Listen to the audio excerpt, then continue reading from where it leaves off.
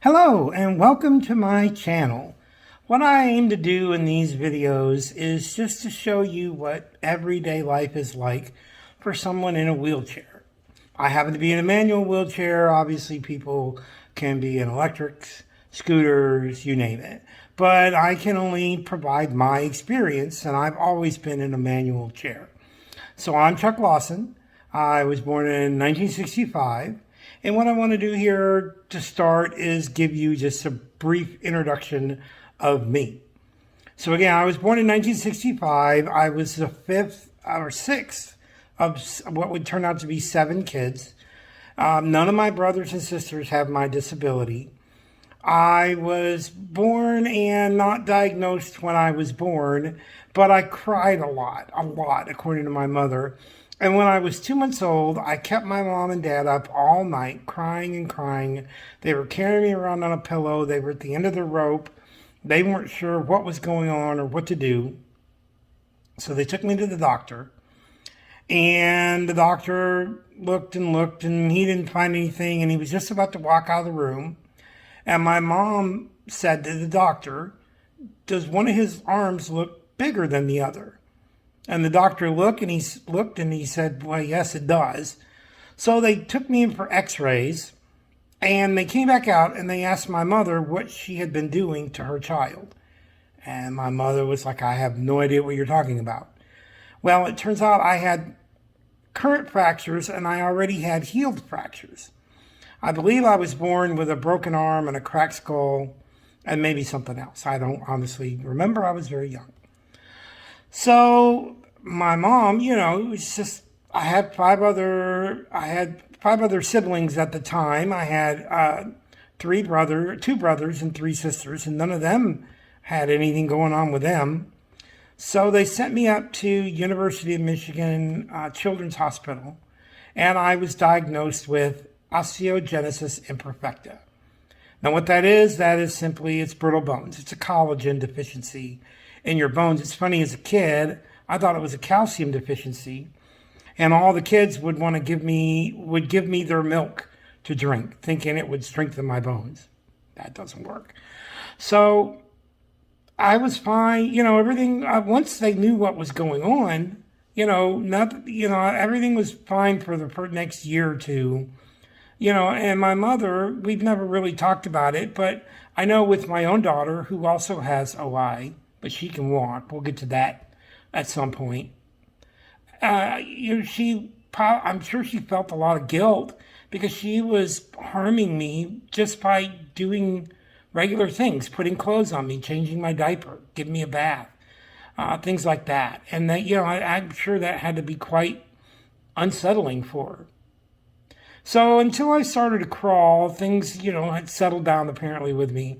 And then, of course, you're a toddler and you start wanting to do things and you start breaking. So in the hospital, I would be a lot as a kid. Up until I was 10, I would say I spent probably at 6 weeks at a time, 3 times a year. So, about 18 weeks a year in the hospital on average. Because what they would do, you mostly break your long bones, right? So I was breaking my femur or my tibia or my fibula, those kind of things. And so I would go in the hospital and I would be in traction for 6 weeks. And the thing about that was my mom and dad, they both worked and they had 5 other kids to take care of, and then eventually a 6th a few years later. So they couldn't come and spend the days with me at the hospital. We lived about an hour away from the hospital. We lived in the town here where I'm at now when I was little.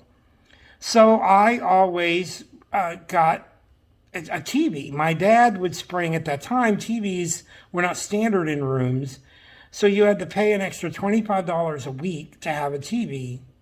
And so my dad would always pay that. Because like I say, they could only come up on the weekends. And there was no such thing as a private room. I was always in a room with 3 to 5 other boys. And that taught me how to deal with all different kinds of people. aggressive people, passive people, mean people. So one of my strengths is I can deal with just about anybody, on a day-to-day basis. I can handle it. More toxic people, I try to keep those out of my life. So I was in the hospital a lot, and my teachers would send my schoolwork, or there was school in the hospital, and my mom had to deal with all the stuff for school because I was mainstreamed before that was even a word. There was no such thing as mainstreaming back in the 70s and even the 80s.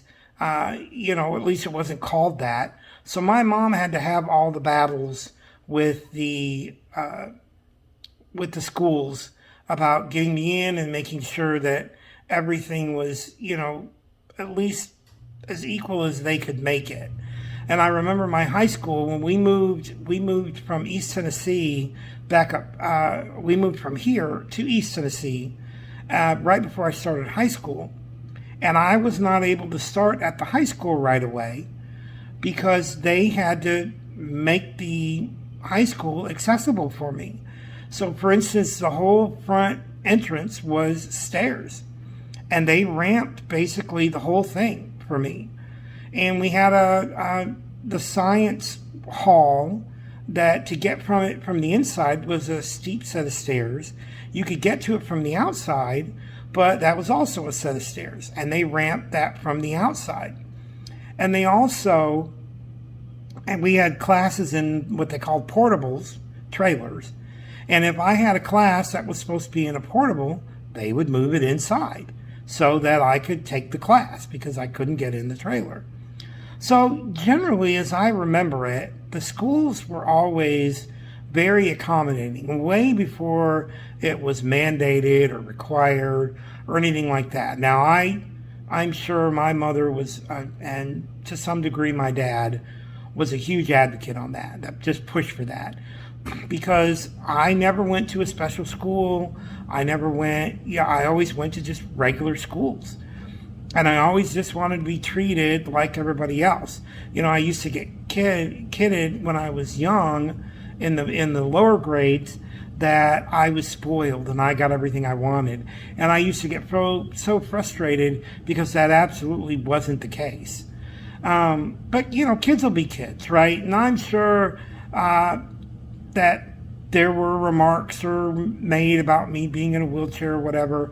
But to be quite honest, if that happened, I don't remember it. And so nothing stuck, if that happened. I'm sure it probably did. So I had to, I went to regular school. I was treated like my other brothers and sisters. I got in trouble. I got grounded. I really, and I cannot express enough, and I have told this to my mom, how much that helped me, just being treated like everybody else. And that's carried on through my whole life. I don't want anything special. I don't want anything more than anybody else. I just want equal, right? I just want the same access or the same opportunities as everybody else. I don't want more because I'm in a wheelchair. Now you get older and sometimes you think, well, they want to do this for me because I'm in a wheelchair. I'll let them do it. But I don't ever ask for it. Now, if they're going to offer it, I'm taking it. So I graduated early, not because I'm super smart, but I graduated at 16 because at the time my school, the number of credits needed to graduate, I was able to meet. And I went on to broadcasting school, and I moved out on my own when I was 18. I've been married twice, divorced twice too, neither here nor there. So since I was 18, I'm now 55, I have lived on my own or been in a relationship. And I'm very proud of that I've never had to go back home for anything.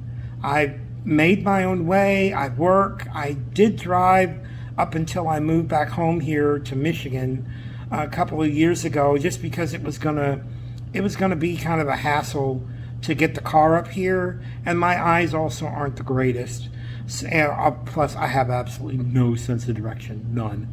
So I don't have a car right now, but I've driven. I've worked since I went to college. I went to college when I was 21, and I've been self-sufficient, and that's important to me. That is something that is very important to me.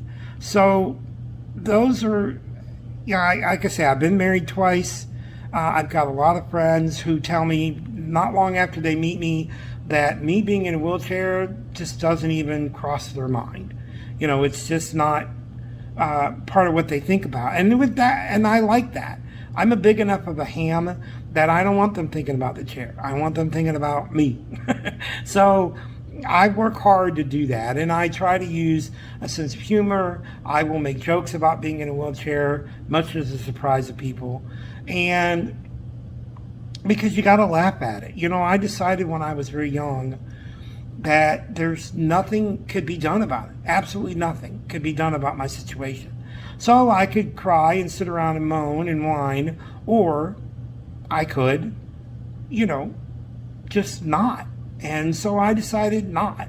Now, I'll complain about a lot of things and, wish things were different in a lot of areas, but being in a wheelchair is not one of them. I mean, it's not fun.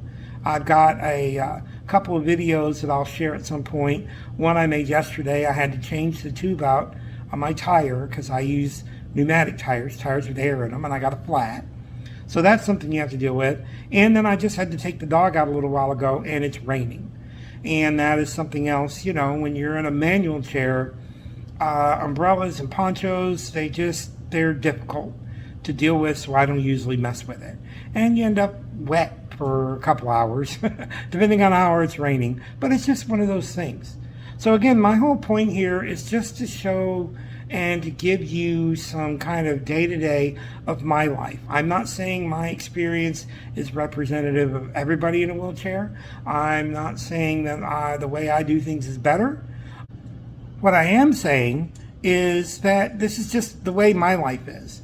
And, so we're going to see where it goes. I would love to hear from you if you have any comments, questions. I'm an open book, as anybody who knows me can attest. And I hope you go with me on this journey. And if you've watched this far, I appreciate it. Thank you.